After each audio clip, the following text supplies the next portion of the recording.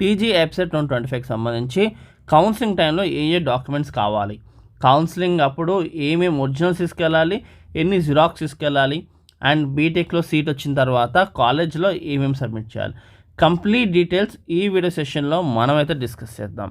So this is Sunil. మన RS academy channel subscribe చేసుకోవడం మర్చిపోకండి, ఎందుకంటే ఎంసెట్కి సంబంధించి ప్రతి డీటెయిల్స్ అండ్ ప్రాసెస్ అన్నీ కూడా మన ఛానల్లో క్లియర్ ఎక్స్ప్లెయిన్ చేస్తాం కాబట్టి సబ్స్క్రైబ్ చేసుకోండి. సో ఏమేమి సర్టిఫికేట్స్ కావాలి, సో అసలు ఎన్ని ఒరిజినల్స్ అండ్ జిరాక్సెస్ ఏవేవి తీసుకెళ్ళాలని డీటెయిల్స్ మాట్లాడితే, మీకు వచ్చిన ర్యాంక్ కన్నా మీకు బెటర్ కాలేజ్లో సీట్ రావాలంటే ఖచ్చితంగా మన పర్సనల్ మెంటర్షిప్ తీసుకోండి. సో దానికి సంబంధించిన పేమెంట్ ఆ డీటెయిల్స్ కింద డిస్క్రిప్షన్లో ఇచ్చాం, ఖచ్చితంగా క్లిక్ చేసి తీసుకోండి. వెబ్ ఆప్షన్స్ లిస్ట్ వస్తుంది అండ్ 24/7 వాట్సాప్ అసిస్టెన్స్ వస్తుంది, phone call assistance, unlimited phone call assistance వస్తుంది. కాబట్టి ఖచ్చితంగా మా సపోర్ట్ మీకు చాలా ఫెచ్ అవుతుంది. కాబట్టి ఖచ్చితంగా డిస్క్రిప్షన్లో డీటెయిల్స్ బేస్డ్ ఆన్ మీరు పేమెంట్ చేసుకుని పర్సనల్ గైడెన్స్ తీసుకోవచ్చు. ఓకే, నేను ఇప్పుడు చెప్పబోయే అన్నీ కూడా మీరు ఒరిజినల్స్ పెట్టుకోవాలి, 2 sets ఆఫ్ జిరాక్సెస్ మీ దగ్గర పెట్టుకోవాలి.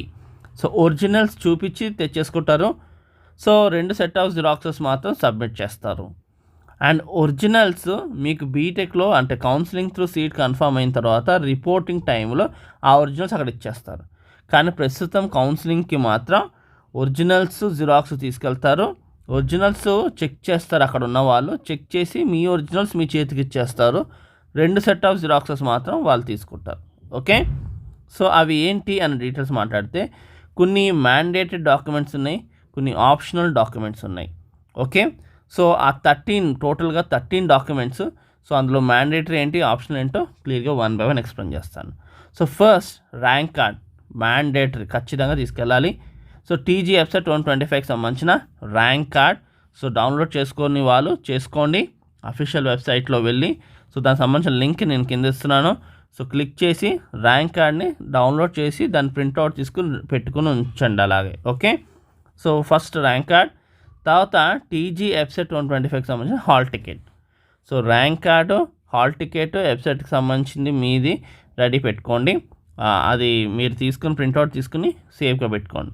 Next Aadhaar card. సో మీ ఆధార్ కార్డ్ అప్డేషన్ అంతా కరెక్ట్గా ఉండి, సో ఏదైతే మీ 10th క్లాస్ మెమోలో ఉందో అదే పేరు ఆధార్ కార్డు మీద ఉండేటట్టుగా చూసుకోండి. ఒకవేళ ఎర్రర్స్ ఉంటే కరెక్షన్ చేయించుకోండి. సో ఆధార్ కార్డ్ తర్వాత SSC memo, so SSC long memo, so ఆ మెమో మీరు తీసుకెళ్లాల్సి ఉంటుంది. Okay, and next intermediate memo. So long memo ఇంకా ఇంటర్ రాదు, సో ఆ పార్టీకి వస్తే తీసుకెళ్ళండి, లేదా షార్ట్ మెమో ఇస్తారు, అదికైనా సరిపోతుంది. ఓకే, నెక్స్ట్ 6th క్లాస్ నుంచి ఇంటర్మీడియట్ వరకు ఉన్న కాండక్ట్ సర్టిఫికేట్స్. సో చాలామంది డౌట్ ఏంటంటే, నేను 6th ఒక స్కూల్లో చదివాను, 7th 9th ఒక స్కూల్లో చదివాను, 10th ఒక స్కూల్లో చదివాను అంటే, సో అలానే ఇండివిజువల్ తీసుకోండి. 6th క్లాస్ ఆ స్కూల్ నుంచి, 7th 9th వేరే స్కూల్ నుంచి, 10th ఇంకో స్కూల్ నుంచి. 6th to 10th ఒకటే స్కూల్లో అనుకోండి, ఒకటే కాండక్ట్ సర్టిఫికేట్ ఉంటుంది. ఓకే, కాండక్ట్ సర్టిఫికేట్ అంటారు, బోనఫైడ్ సర్టిఫికేట్ అంటారు, స్టడీ సర్టిఫికేట్ అంటారు, ఏదన్నా అదే. సో 6th క్లాస్ నుంచి ఇంటర్మీడియట్ వరకు మీ యొక్క బోనఫైడ్, కాండక్ట్ ఏ సర్టిఫికేట్స్ ఉంటే అవన్నీ కూడా రెడీ పెట్టుకోండి. Next TC, so transfer certificate. So ఏ టీసీ, 10th క్లాస్ టీసీ అని అడుగుతారు చాలామంది. 10th క్లాస్ టీసీ కాదు, ఇప్పుడు ఏ కాలేజ్ లాస్ట్ చదివిన అకాడమిక్ ఇన్స్టిట్యూషన్ ఏంటి, ఇంటర్మీడియట్ కాలేజ్ కదా, ఆ కాలేజ్ ఇచ్చే టీసీ. 10th క్లాస్ ఇచ్చిన టీసీని మీరు ఇంటర్ కాలేజ్లో ఇచ్చారు, ఇంటర్ కాలేజ్లో ఇచ్చే టీసీని ఇప్పుడు బీటెక్ కాలేజ్లో ఇస్తారు. క్లియర్ కదా. సో ఇప్పుడు చెప్పిన ఈ 7 డాక్యుమెంట్స్ ఖచ్చితంగా అందరు తీసుకెళ్ళాలి.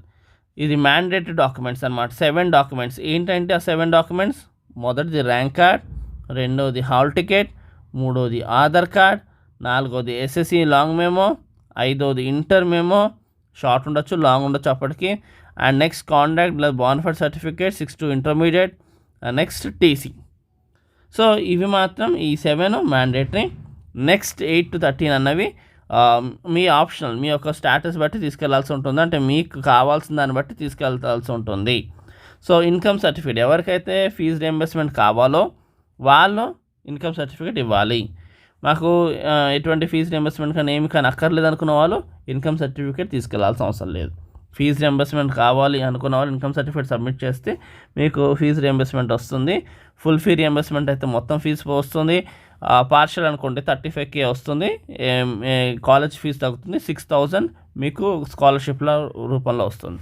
ఇన్కమ్ సర్టిఫికేట్ 1/1/2025 తర్వాతది అయి ఉండాలి. సో ఇన్కమ్ సర్టిఫికేట్ క్లియర్గా ఏంటి 1/1/2025 అంటే Jan 1 తర్వాత ఇచ్చిన ఇన్కమ్ సర్టిఫికేట్ అయి ఉండాలి. ఓకే, నెక్స్ట్ చూసుకుంటే ఈడబ్ల్యూఎస్ సర్టిఫికేట్. ఈ ఈడబ్ల్యూఎస్ సర్టిఫికేట్ ఎవరు ఇవ్వాలి అంటే ఓసీస్ అయి ఉండి ఎకనామికల్ వీకర్ సెక్షన్ అయితే ఈడబ్ల్యూఎస్ సర్టిఫికేట్ రెడీ చేసుకోవాలి. 2025 to 2026 వ్యాలిడ్ అయి ఉండాలి. సో మీ ఈడబ్ల్యూఎస్ సర్టిఫికేట్ మీద అక్కడ ఏమైనా ఉండాలి 2025 to 2026 వ్యాలిడ్ అని ఉంటే సో ప్రాబ్లం ఉండదు. Okay, caste certificate. సో ఎవరైతే ఫీజు రియంబర్స్మెంట్ కావాలనుకుంటారో ఇన్కమ్తో పాటు క్యాస్ట్ ఇవ్వాల్సి ఉంటుంది. సో క్యాస్ట్ సర్టిఫికేట్ అన్నది ఎప్పటిదైనా పర్లేదు. ఓకే, ఇన్కమ్ మాత్రం కండిషన్స్ ఉన్నాయి, ఏంటి మనకి Jan 1 ఇచ్చింది అయి ఉండాలి. ఈడబ్ల్యూఎస్ కూడా కండిషన్స్ ఉన్నాయి, కానీ క్యాస్ట్ సర్టిఫికేట్ ఎటువంటి కండిషన్స్ లేవు. పాతదైనా పర్లేదు, కొత్తదైనా పర్లేదు, క్యాస్ట్ మన సర్టిఫికేట్ ఒక్కటే లైఫ్ టైంకి ఇస్తారు కాబట్టి. Okay, next residence certificate. ఇది ఎవరికి కావాలంటే లోకల్ స్టూడెంట్స్కి కాదు, నాన్ లోకల్ స్టూడెంట్స్ అంటే ఇవి నాన్ లోకల్ అయ్యి ఉండి ఇక్కడ చదువుకున్న స్టూడెంట్స్కి రెసిడెన్స్ సర్టిఫికేట్ కావాలి. లేదు అంటే కనుక ఎవరైతే వాళ్ళకి ఇన్స్టిట్యూషన్ రికార్డ్ ఉండదు, అంటే ఏంటి ఓపెన్ 10th క్లాస్ చదువుతారు కదా, కొంతమంది ఓపెన్ 10th చదివినప్పుడు వాళ్ళకి టీసీ బోనఫైడ్ సర్టిఫికేట్స్ ఉండవు కదా, అలాంటి వాళ్ళు రెసిడెన్స్ సర్టిఫికేట్ ఇవ్వాల్సి ఉంటుంది. సో రెసిడెన్స్ సర్టిఫికేట్ ఎవరంటే ఇన్స్టిట్యూషనల్ బ్యాక్గ్రౌండ్ లేని వాళ్ళు, అంటే ఏంటి ఓపెన్ స్కూల్లో చదువుకున్న వాళ్ళు ఉంటే వాళ్ళకిను, కొంతమంది నాన్ లోకల్ అయినప్పటికీ ఇక్కడే ఉండి చదువుతారు కదా, అలాంటి వాళ్ళకి రెసిడెన్స్ సర్టిఫికేట్ అనేది తీసుకెళ్లాల్సి ఉంటుంది. Okay, so next minorities. So BCC కానీ బీసీఈ కానీ ఇలాంటి మైనారిటీ స్టూడెంట్స్ మైనారిటీ సర్టిఫికేట్ తీసుకెళ్ళాలి. సో మైనారిటీ సర్టిఫికేట్ అంటే ఏం లేదు, మీ యొక్క 10th టీసీ వెనకాల బీసీఈ ముస్లిం అని లేదా బీసీసీ క్రిస్టియన్ అని ఉండాలి, సరిపోతుంది. ఓకే, అండ్ లాస్ట్ 13 వచ్చేసి PHC, cap, NCC, sports, Anglo Indian. So physical handicap సంబంధించి ఉండొచ్చు, ఎన్సీసీ క్యాప్ ఉండొచ్చు, స్పోర్ట్స్ ఉండొచ్చు, ఆంగ్లో ఇండియన్. మీకు సంబంధించిన ఏదైతే డాక్యుమెంట్స్ ఉంటాయో అవి తీసుకెళ్ళి చూపించాల్సి ఉంటుంది. ఇది ఓన్లీ ఈ కేటగిరీ వాళ్ళకి. సో అప్పుడే మీకు స్పెషల్గా ఎన్సీసీ కోటాలోను, క్యాప్ కోటాలోను, స్పోర్ట్స్ కోటాలోను మీకు సీట్ అనేది అలాట్ చేస్తారు. ఓకే, క్లియర్గా అర్థమైంది కదా. సో ఫస్ట్ 7 ఏమో మ్యాండేటరీ, ఏంటంటే ప్రతి ఒక్కరు తీసుకెళ్ళాలి. మీకు ఫీజు రియంబర్స్మెంట్ కావాలన్నా వద్దన్నా ఖచ్చితంగా తీసుకెళ్లాల్సింది ఏంటి rank card, hall ticket, Aadhaar card, SSC memo. అలా కాదు అండ్ ఇంటర్ షార్ట్ మెమో, అంటే లాంగ్ మెమో అప్పుడు రాదు. And 6 inter study certificate, bonafide and TC. ఇవి మ్యాండేటరీ. మీకు ఫీజు రియంబర్స్మెంట్ కావాలన్నా వద్దన్నా ఖచ్చితంగా తీసుకెళ్ళాలి. సో ఫీజు రియంబర్స్మెంట్ రావాలి అంటే మీ కేటగిరీ తగ్గట్టుగా, అంటే income certificate and EWS certificate అయితే ఓసీ అయి ఉండి ఎకనామికల్ వీకర్ సెక్షన్ వాళ్ళు, and caste and residence certificate ఎవరికైతే ఇన్స్టిట్యూషన్ రికార్డ్ ఉండదో వాళ్ళకి కాంట్రాక్ట్ సర్టిఫికేట్ ఉండదు కాబట్టి దాని బదులుగా రెసిడెన్స్ సర్టిఫికేట్ తీసుకెళ్తారు.